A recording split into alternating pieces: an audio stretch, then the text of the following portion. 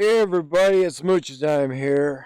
I am sorry it's been a while, but things ain't been going so great as of lately. But I figured I just had a new graphics card come in my lap that was replaced for another 9070 XT because, as you can tell from the title, why it's important not only to do your thermal paste at least every 2 years, no longer, a lot shorter time if you got a graphics card or a laptop or a console, but why it's imperative also to do it on your brand new card.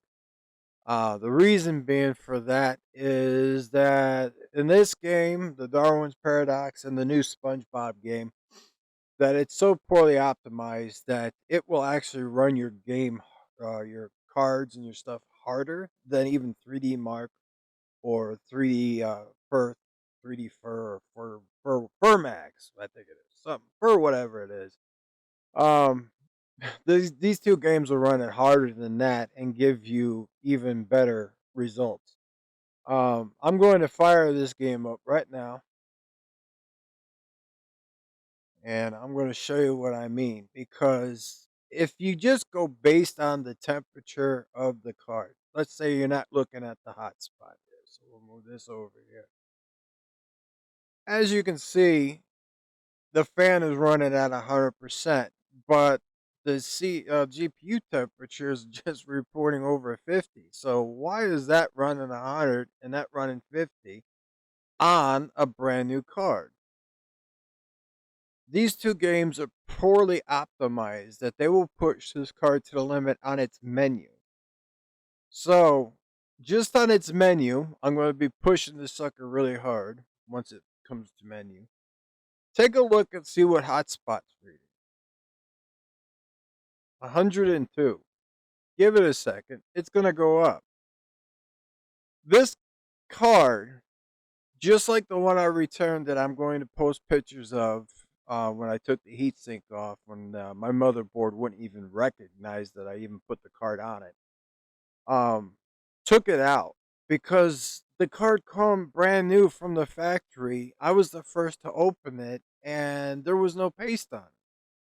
They sent me another one to replace that one that broke, which is obviously doing the same thing because there's a 50-degree difference in temperature. 15, 20 degrees cool, but 30 degrees, it's all right. And it's not the best, but it's all right. But 50 degrees, that's a high indication that even though this card is new, it's still got the sticker on the screw and everything. And we're going to pull it apart here in just a minute, will show that why you need to do every brand new card you ever get. About 99% of the new cards that I've ever been in contact, be it mine or somebody else's, never had the paste right. And the one I returned for this one was really bad. There was two huge bare spots on it. So you never would know. More normal people would look at this and go, "It's no big deal." But the problem is, this is brand new and it's running at 105. In a couple months and beyond, that pace that's keeping it at 105 won't no more. So it's going to go up really high and to a point where it's going to fry the chip. Or it's going to make your computer start acting all funny and shutting down. And you might not be gaming, or you could be gaming. And it does this so randomly that you're not thinking, oh, it's not my graphics card. It's running at 56 degrees, so it can't be that. When in all actuality, it's running at 105 at its hottest point. That's going to burn up and go pop and cause all these problems that you're having.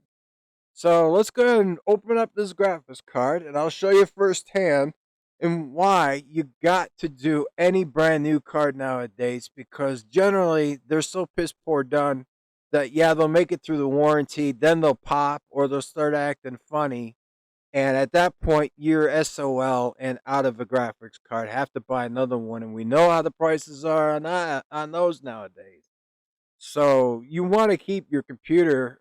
It's more. It's so important nowadays to maintain your computer more than ever because of the cost of hardware to build one of these no more. They're just, you can't put together a decent computer for the same price. It's unreal. So you want your stuff to last. Maintain it like your car. And here's the next shot. You're gonna see why. The next video is gonna show you why. We haven't opened it. The seal will still be on there, and we'll pop it open together, and you'll see what it is I'm talking about that happens on 99% of brand new cards that shouldn't. Alright, I'm back. So hopefully this sounds better because I had to use my PC mic to use OBS, and it's not the best mic, as you can tell, because my phone sounds better than my microphone. So anyway, here is the card in question. Go ahead and flip it over there, technician. As you can see, there's not a speck of dust. There's nothing on it. This is brand new. This is what they sent me as the RMA to the one that I sent to them with no paste on the chip. So flip it around the other side there, mister. Alright, as you can see, the sticker has not been removed. This is brand new. And you saw the temperatures of that sucker. So we should be finding something out here relatively short. So while he takes it apart, I felt I should tell you why there's two kinds of thermal paste on here. Anybody who's worked on an AMD built system using their CPU would know that until the AM5, this is considered one of the best thermal compounds. But you can buy this stuff in a big old tub that in my test, I get about 5-degree difference between that and that. But until AM5, if you use that, you probably know what I'm going to say when you try to remove the heatsink. And if it's not very old and dried up and you just stuck it on there and for whatever reason have to pull the CPU heatsink off again on a AM4 and below, well, it rips your damn CPU right out of the socket. And you don't want that to happen because you just pull one of those nice little teeny weeny gold pins on the bottom of your CPU, when you're ripping it out of the socket. Could cause some trouble. I found using this stuff on AMD stuff, mainly the CPUs, that's about the only thing I use this stuff for, is because it doesn't adhere like that stuff. That stuff is like cement. This stuff's got a little give. You can wiggle the heatsink around a little bit and, put a little pressure up and it'll pop off. That stuff, you can wiggle till the cows come home. It ain't gonna let go if it's still fresh and gooey. So that's why I use that. And as you can see, I've been doing this for quite some time now. I'm big time in the home theater. I got speakers up there and speakers down there and speakers here and speakers back there and speakers everywhere in electronics, because I've been tearing crap apart since I was a kid. And up until recently, I've got no formal education in electronics whatsoever. I've never even opened a book. It's just since I was little, I always tore my stuff apart, and my parents hated it because as soon as I got a Christmas gift and my first tool kit, I was tearing everything apart the day after I got it for Christmas. I got to a point where I was actually able to put the stuff back together. But, now I can work on pretty much anything. I don't know how to do chips or nothing like that. But I had found out that you're about ready to open. Hold on, don't open it yet. We gotta get this on camera. You gotta bring it over here so it opens my way. Let's see what we got. Did you undo the cables? No.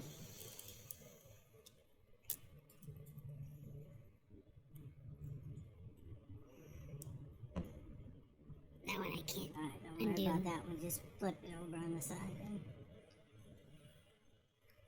You sure you got them all? Yeah. Got them all. There's none over here attached to it or anything? No. Alright. I was just double checking. It's connected there.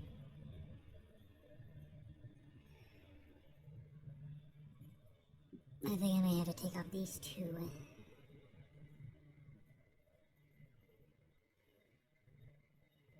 Pick them out, see what happens. I mean, we've never taken one of these apart before.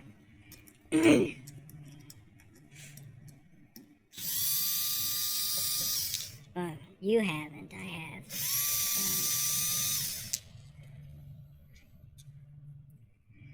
You got to learn. Learn, damn you, learn!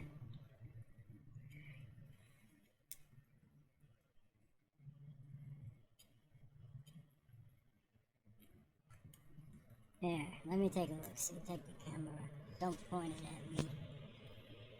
Just point it out to the mill and nothing for right now. Let me make sure, because I know these things can really get stuck on there, but this thing isn't that old. It shouldn't be stuck like that.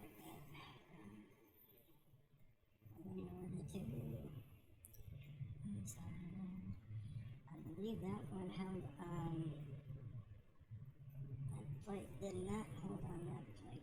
So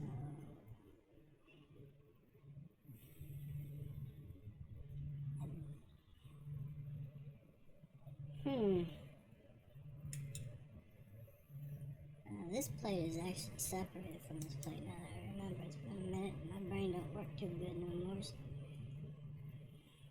So it should just come out. Yeah, it's coming off. Just grab it from here and it'll start kind of gooey. Make sure to be careful of all the pads on the board. Yeah, I was pulling it from the connector towards you.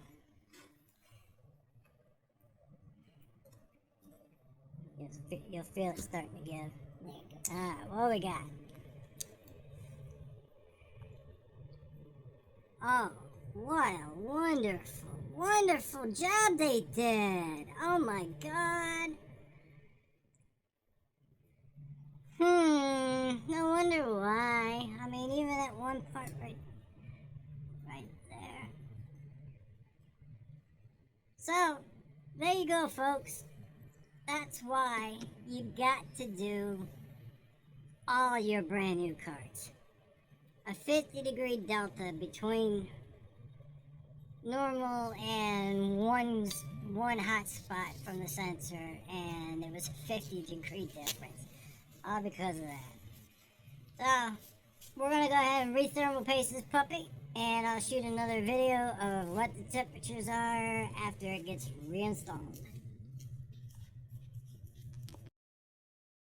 Okay, now we've got the graphics card into the computer. It's been in there for a couple hours now because I wanted to let that paste heat up and get some better cooling because fresh paste it isn't that great of a conductor until after it's warmed up and gotten liquidy a little bit. So let's go ahead and fire up the game and see what our temperatures are now.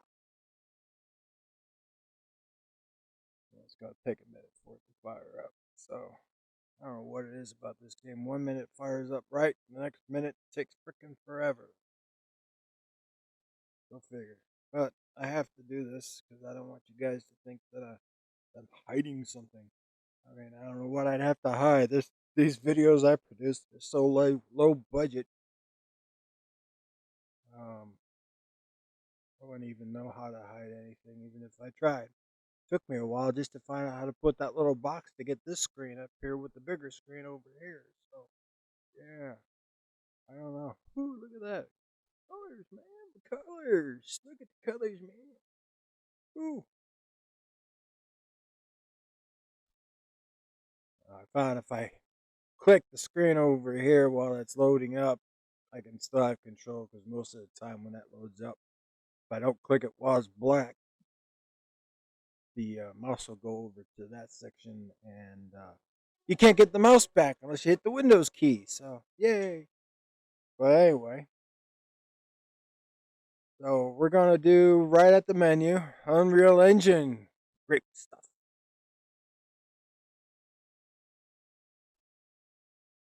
They have the potential to be the best. I don't know why they don't pay attention to optimizing all too well. All right, come on, shader compilations.